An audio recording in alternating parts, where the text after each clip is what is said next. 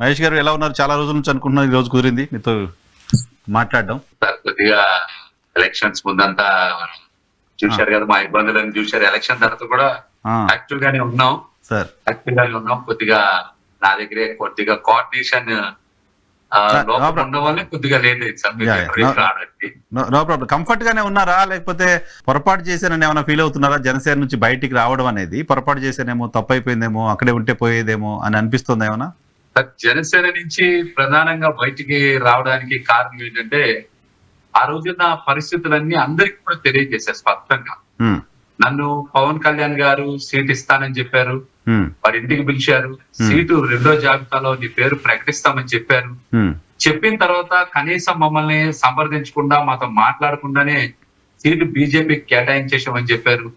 తర్వాత విజయవాడ నగరంలో గాని, పశ్చిమ నియోజకవర్గంలో గాని నాతో పాటు జనసేన పార్టీ నాయకులు, శ్రేణులు, అదేవిధంగా స్థానిక ప్రజలు కూడా పెద్ద ఎత్తున ఈ సీటు పోతిన మహేష్ కి జనసేన తరఫున కేటాయించాలని ఆందోళన చేసి మా వేడిని పరిగణలోకి తీసుకోకుండా పవన్ కళ్యాణ్ గారు బీజేపీ నుంచి ఉండేటువంటి పారిశ్రామికవేత్త, ఎప్పుడు ప్రజలకి అందుబాటులో లేనటువంటి వ్యక్తి, మరి ఆర్థికంగా మరి అనేక నేరాలు బ్యాంకులు మోసం చేసినటువంటి వ్యక్తి, పవన్ కళ్యాణ్ గారి మాతృమూర్తిని కూడా విమర్శ చేసినటువంటి వ్యక్తికి మరి ఏ విధంగా సీటు కేటాయించారో మీరందరూ కూడా చూశారు. మేము కూడా పెద్ద ఎత్తున ఆందోళన చేశాం.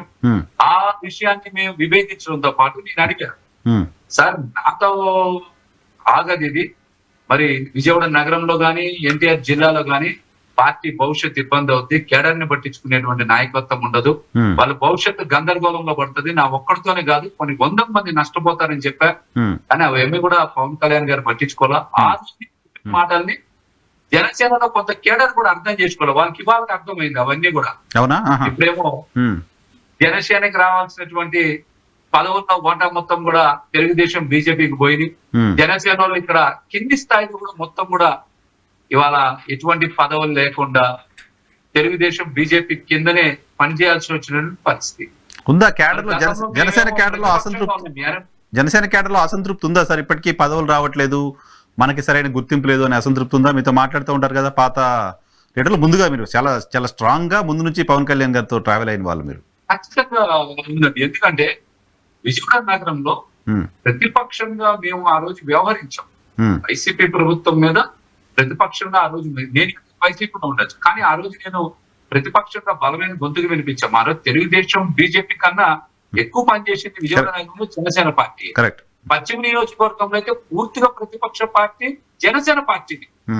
ఈ రోజున పశ్చిమ నియోజకవర్గంలో 80% నామినేటెడ్ పదవులు జనసేన పార్టీ కేడర్కి రావాలి. కానీ ఇవాళ ఆ నామినేటెడ్ పదవులన్నీ కూడా తెలుగుదేశం పార్టీకి, బీజేపీ పార్టీకి వెళ్ళిపోతే కేవలం 15% లేకపోతే ఒక 10% పదవులు జనసేన సరిపెట్టుకోవాలంటే అది అన్యాయం కదా. మరి స్థానిక కేడర్ కి చాలా మందికి అసంతృప్తి ఉంది, నాకు ఫోన్ చేస్తూ ఉంటారు, అన్నా మీరు వెళ్ళిపోయారు, ఎవరు పట్టించుకునేవాళ్ళు లేరు, మా గురించి మాట్లాడేవాళ్ళు లేరు, మాకు కనీసం పదవులు ఫలానా ఇవ్వాలి, మమ్మల్ని ఫలానా దగ్గరికి తీసుకెళ్లాలనేటువంటి ప్రయత్నం కూడా పార్టీ చేయట్లేదు, మా బాధ్యత ఎవరు తీసుకోవట్లేదు అనేటువంటి ఆవేదన ఉంది. దాన్ని అసంతృప్తిగా కూడా మీరు చూస్తారు, కొన్ని రోజుల తర్వాత వాళ్ళు వ్యక్తపరుస్తారు. ఇవన్నీ కూడా చాలా మందికి ఉంది సార్, ఇది విషయం మీద చాలా మందికి ఉంది అసంతృప్తి. పని చేసిన వాళ్ళ కన్నా జనసేనలో పనోళ్ళకే పదవులు వచ్చినాయి. జెండా పట్టుకున్న వాళ్ళకి, కార్లు పెట్టుకున్న వాళ్ళకి, ర్యాలీలు చేసిన వాళ్ళకి, పవన్ కళ్యాణ్ గారి సభలకి భోజనాలు పెట్టి పెద్ద ఎత్తున డబ్బులు ఖర్చు పెట్టుకున్న వాళ్ళకి పదవులు రాదు. పవన్ కళ్యాణ్ గారి దగ్గర పనోళ్ళకి పదవులు వచ్చినాయి. పార్టీ జెండా మోసిన వాళ్ళకో, డబ్బులు ఖర్చు పెట్టిన వాళ్ళకో, కేసులు పెట్టించుకున్న వాళ్ళకి పదవులు రాదు. హరిప్రసాద్ గారు అంటున్నారా?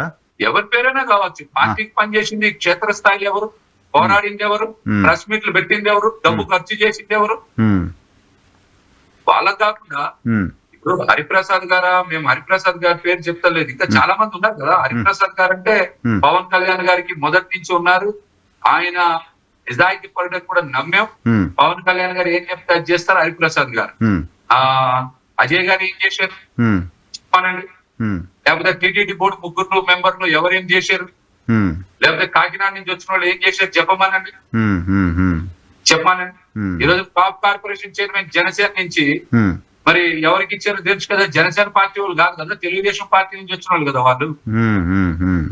ఇలాంటివన్నీ కూడా క్యాలిక్యులేట్ చేసుకున్నప్పుడు చూసినప్పుడు జనసేన వాళ్ళ కన్నా జనసేనేతర అంటే ఇతర పార్టీ నుంచి వచ్చిన వాళ్ళకి పవన్ కళ్యాణ్ గారి దగ్గర పనోళ్ళకే పదవులు వచ్చినాయి కానీ పార్టీ పనిచేసిన వాళ్ళకో జెండా మోసిన వాళ్ళకో కష్టపడిన వాళ్ళకో రాలేదని జన సైనికులే ఆ విధంగా వ్యక్తం చేస్తారు.